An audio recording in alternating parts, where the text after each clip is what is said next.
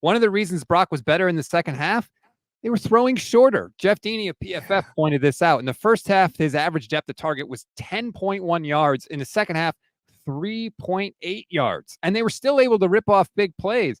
They like got back to basics with Brock. He said it after the game. I had to, sort of tell myself to reset and get back to basics. And it worked in the second half. In that third quarter, that was like the glimpse, right? That was the 49ers. If they just get out of their own way, they tore it up in that third quarter, offensively and defensively.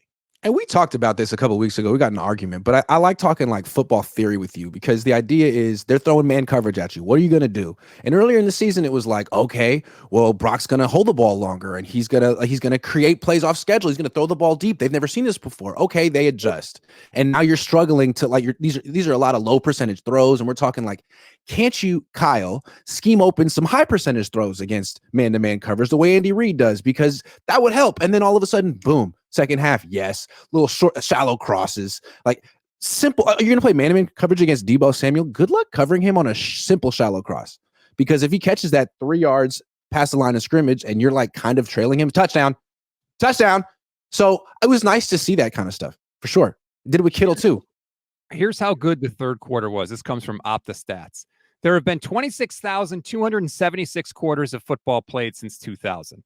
In only one of those did a quarterback throw for 100-plus yards on 100% completions while also rushing for 30 yards. That one quarter was Brock Purdy in the third quarter on Sunday night. That is how good they can be. It's in there, right? Like, we've seen it. It is there. Now, look, the Cowboys defense stinks. I get it. I get all the caveats, but like, it's there. The potential is there. And they didn't even have Brandon Ayuk and they didn't have Christian McCaffrey. So it's in there. We just have to bring it out more frequently. Agree. I feel like with Christian McCaffrey, they're like, well, they're not going to play man-to-man coverage because they can't cover him. So we'll just feast on zone all day. But now that he's gone, they have to practice this because he's not going to be here forever. How is Brock going to beat man-to-man coverage? And I think one, Kyle can help him with some schemed up short throws, but two, the scrambling. The scrambling is going to break the man-to-man coverage because it seems like even if you spy him, he's really good at like pump faking one way and going the other way. Like, he doesn't necessarily have to make all these pinpoint throws downfield. He can just scramble for 15 yards a pop and it'll kill you. There is always a counter to whatever the defense is going to do. Sometimes it takes offenses more time than others to figure it out, but there's always a trade-off. If you're going to play tight man coverage, then you're going to give opportunities for the quarterback to make some moves. Brock has 15 first down scrambling this season. That is tied with Jaden Daniels for the most in the NFL. He told us after last season he wanted to work on his mobility.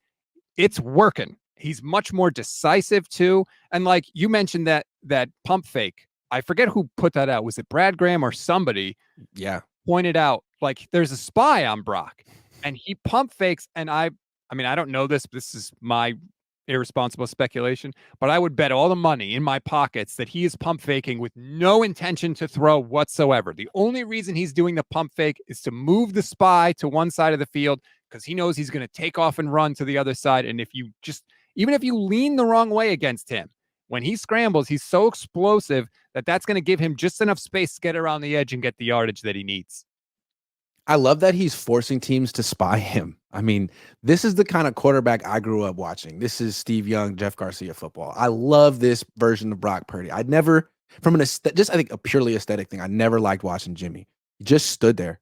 And if he couldn't win from one spot, he wasn't going to win. And it's, to me, like, that's not how you really, I know it's how Tom Brady played quarterback, but you have to be really special to do that. And I grew up watching Jeff Garcia, and this is how Jeff played. Jeff was a playmaker. Steve Young was a playmaker. And now Brock's rushing like 5.5 times a game, averaging 5 yards a carry. You can't stop an offense if a quarterback can do that and beat you with his arm. They're pretty much unstoppable if he's locked in like that. So it's a lot of fun. And I'm starting to come around to the idea that Brock could become an elite quarterback one day if he plays like this and stays healthy. What the running allows you to do, and that's a good point you made at the end. He's not taking hits on these runs either. He's getting down, he's protecting himself.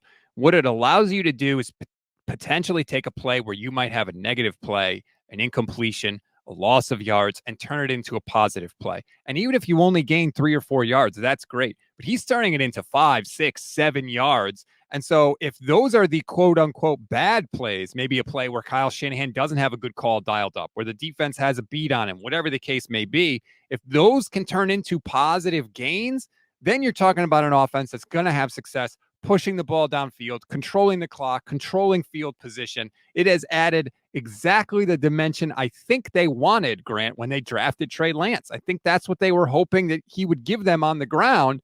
He never did. Brock absolutely is.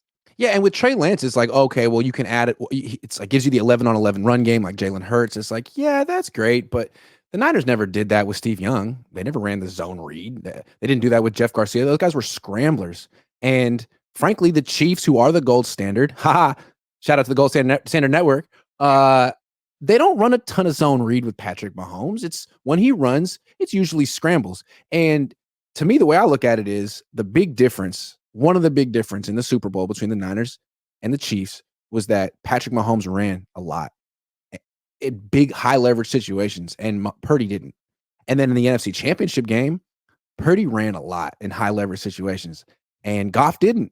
You could argue that those runs are game breakers. And this year, with Patrick Mahomes, quote unquote, struggling as a quarterback, his passing stats are down. Man, his rushing plays are winning games for them, and that's sustainable. I've always said the most back-breaking Mahomes plays are the runs. They're not the throws. You can deal with the throws, but the runs just break you. And we've seen Brock do that to other teams too. They think they're getting off the field. Nope. Squirt around, 7 yards, first down. There we go.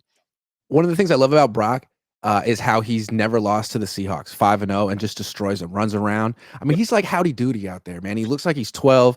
And what's great is that was Russell Wilson once upon a time. Russell Wilson, he's small, look like a kid, and he would just embarrass the 49ers. And for some reason, the Seahawks convinced themselves that he was the problem and he needed to go and that Geno's better. And now the Niners freaking own Geno, and they have to watch little Brock Purdy embarrass them for the next decade. I think it's like a curse, the Russell Wilson curse. Good. Turnabout is fair play. Damn it. We've got more pain needs to be inflicted on them before the scales are anywhere close to even. So I'm here for that. A couple more super chats. Matt McCune says the Ravens gave up a 5th or a 6th for Johnson. He leaves in free agency, signs a big contract. Ravens could get a 3rd-round comp. Elite move. The Ravens do love to manipulate the comp pick formula. Niners are pretty good at that as well. Nick Eller, YouTube channel member, says people realize Chiefs are a bottom 15 team in the red zone multiple years in a row. The Niners red zone looked good against the Cowboys. They were 4 of 5. The only time they didn't score was when Isaac Guerrero slid at the end of the game. They got another sign for optimism, right? Now, I will say, I thought it was a pick on George Kittle's touchdown. I absolutely thought it was a pick. They said no. I also thought that Brock Purdy was short on the quarterback sneak. I didn't think he got in, but both of those were ruled touchdowns. It's a line drive in the box score, as they say. They both count. But again, it was just another hey, they looked competent in the red zone again, which again, you're hoping for the second half of the year that continues.